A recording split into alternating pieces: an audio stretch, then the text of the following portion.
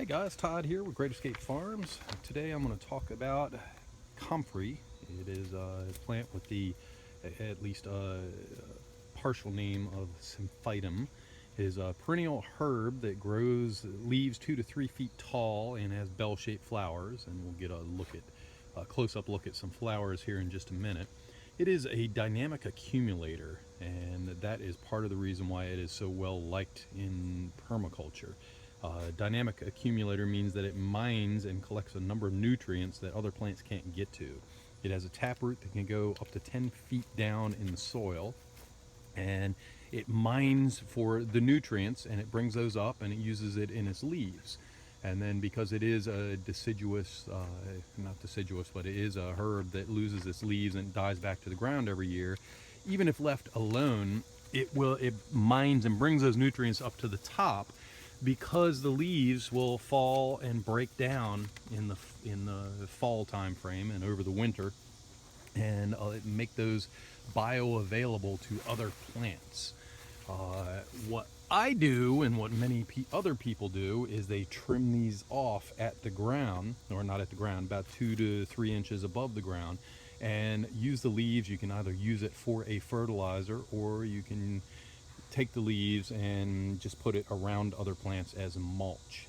And once you do that, it makes it available to whatever plant you have.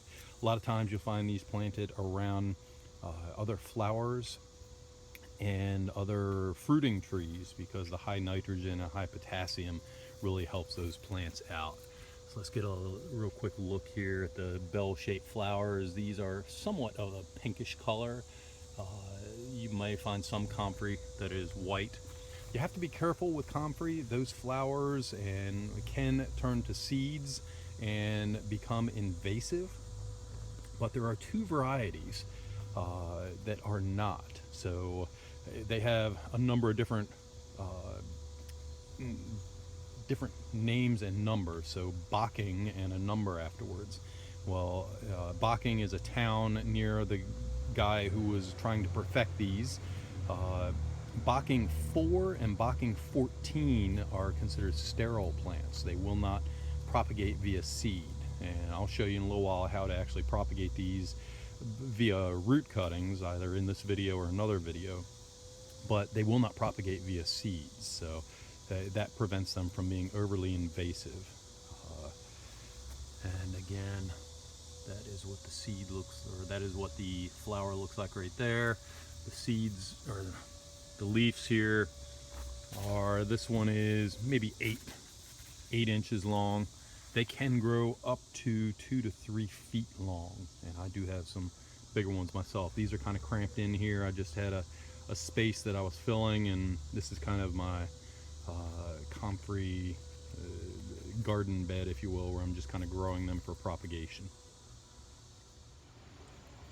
Hey guys, I'm going to show you how to take comfrey and propagate it. Bocking 4 or Bocking 14, the type that does not propagate via seed. So you have to propagate it via root cutting, and you'd be amazed at how easy it is. I've done it quite a few times here, and it's very, very simple. And it's actually a good business that somebody could make up as far as propagating comfrey and shipping it out, because you can sell it for about $1 for a couple inch root cutting here. I ordered 25 online initially for about 25 bucks, and it seemed like a good deal, but once I figured out how easy it was to propagate, it was like, dang, I can do that myself easy. So that may be something that Great Escape Nursery ends up doing in the future.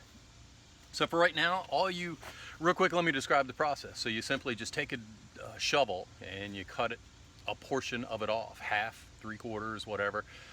Cut it off, dig it up, and you separate it up into 1 to 2 inch pieces and put it in the ground and keep it watered. 1 to 2 inch pieces of the root, and that's all there is to it. It grows on its own. So I'll actually show you in a couple minutes one that I did a couple of months ago, and show you how it has grown with the roots. So even if I were to try to fully dig this up, it would be near impossible, because once it's set in and there's a lot of roots there, I'm always going to end up leaving a root behind, and that root that comes from behind, or that root that is left behind, it will grow a new plant. So you have to be cautious and make sure that you put comfrey where you want it to stay, because it's not something that you can really easily move once it's in the ground, because once it's there and it's fully established with the big taproot that we just talked about, it's not something that you're easily going to get rid of. So let me grab a shovel here and I'll pull this up and show you. I'm going to take this plant right here, hopefully without cutting the dog in half, because he's always in the middle of everything.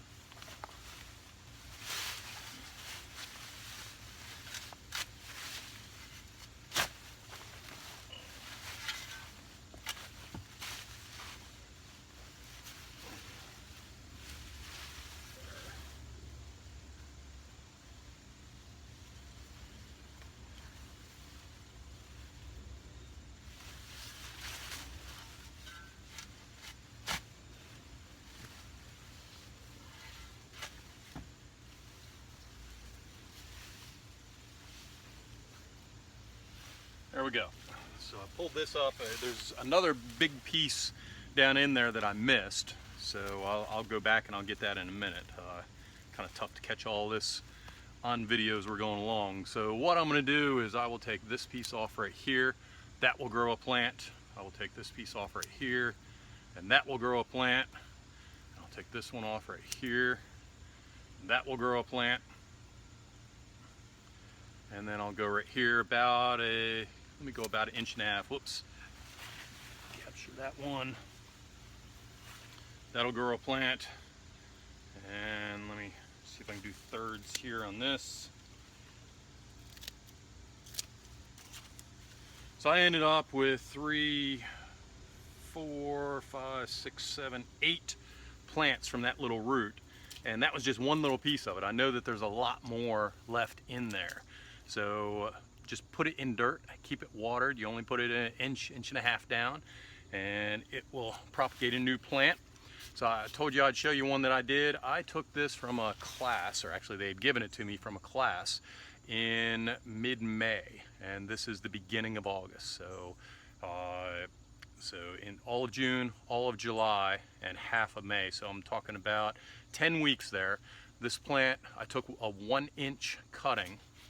Let me pop it up, and you can see all the roots here. So in 10 weeks, just from a 1-inch cutting all the way around, it's trying to get out. It's trying to get down deep to put down that taproot, because it is a dynamic accumulator. So these things are very, very easy to propagate from root cuttings. When you do what I did here and you cut the tops off here, go ahead and use this for mulch somewhere, because it's a dynamic accumulator. It mines nutrients, so these nutrients that are in these leaves will help other plants, specifically flowering plants and fruiting plants. So use the entire plant. It is a permaculture wonder plant. Show you the whole process here. So I went ahead and put the cuttings in. What I did is I put about 2 inches of dirt on the bottom of the bowls here, or the pots, and then I put the roots on top. And the next thing I'm going to do is add about 1 inch of dirt on top of the roots, so they'll be covered about 1 inch down.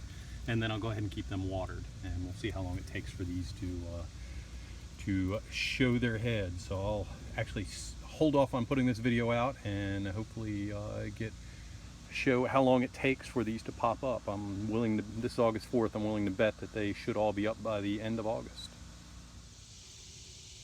Okay, quick Comfrey update here. We are at day 11. We did this on August 4th, and today is August 15th. So just want to show you this one. We already have one Comfrey plant coming through here. This is likely one of the larger roots that we put in. I'm just going to randomly grab one of these other guys here and pull it up and see if anything is going on here. I'm not seeing a whole lot going on in this one. So maybe that one is not going to take. Let me try another random one here. And there you go. So you can see it is rooting out all over the place. Hasn't got growth coming, but it is rooting out. So I've done this before, done it in the past, and what I've ended up with is in a couple of weeks you get a couple of them to come up, and some of them take up to 2 months before they actually are poking up, but it's working on the root system, building it out and getting ready before it actually puts greens on. But all of these comfreys should come through and actually give me live plants here.